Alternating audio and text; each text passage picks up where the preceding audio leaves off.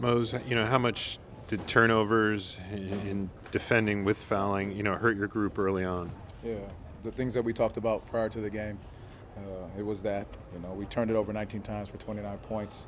You're not giving yourself a chance there, and then you put them on the free throw line 33 times. That's tough to come back from.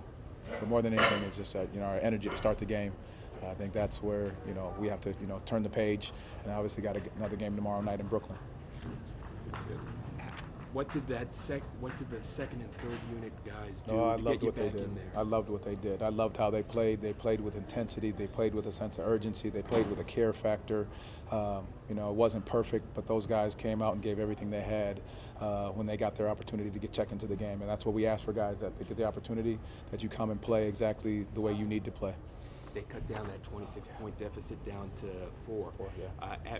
What was your rationale for sticking with them? Because they're the ones that got us back in the game, and that's what they deserve to be in the game, because they're the ones that battled that far back to get us to that point. And that group deserved to be on the floor. They played their tails off. They had energy, they had spirit, they had fight, and that's what you ask these guys to do every time they touch the floor, and that's what they did. What did you like about Noah, particularly on that stretch? I thought Noah was great. I thought you named the stats, he was doing it. His energy, his focus, his toughness. He made plays defensively and offensively. I think he was capable. He was doing exactly what we know he's capable of doing. Did you feel like, as hard as your guys played to get you back in the game, that they ran out of gas at the end? Because no, I actually don't. I don't think they did run out of gas in that situation. What I thought was that CJ came in and hit some big shots. He went back to those starters. They hit some big shots down the stretch. Lost him a couple times, and then he the big shots to take it out of reach. But again, that group did a heck of a job, and I don't think it came down to fatigue at that moment. I think it's just those starters came back in, and CJ hit some great shots for them.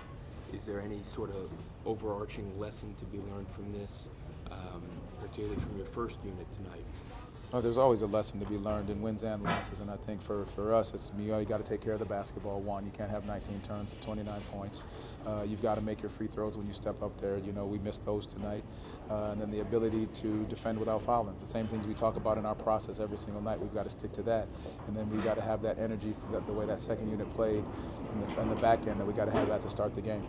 And how happy are you that you had the chance to watch this out tomorrow night? I mean, to get this, to get back. Yeah, that's the beauty of the NBA, is that you have another opportunity to right what you didn't do necessarily in the first game. You get a chance to do it tomorrow night against Brooklyn, who's another tough opponent that's playing tough, hard-nosed basketball. Career high for Jace tonight. What do you continue to see out of that young man? Just staying prepared. I told you, he's got an energy, he's got a toughness about him that is just trying to play the right way at all times, attack the basket, step into his shots with confidence, defend with the tenacity, all those things that we asked him to do, he's continuing to do them.